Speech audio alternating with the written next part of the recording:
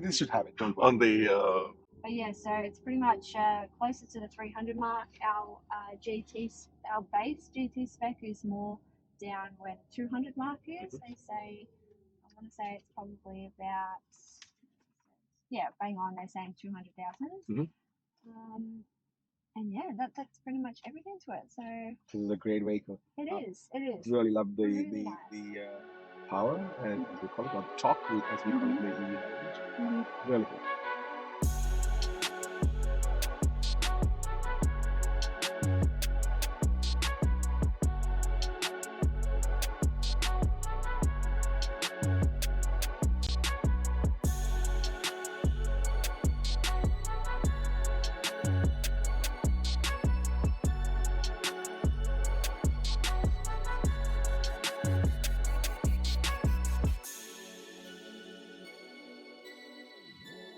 Direction all the way forward. Yep. Straight.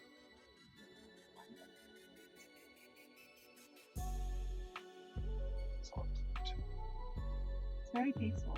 It is, isn't it? It is. When you're driving, like, And then you'll notice that we'll have a couple of light beacons and like and a 360 camera. Yeah. Like, so always. Amazing what technology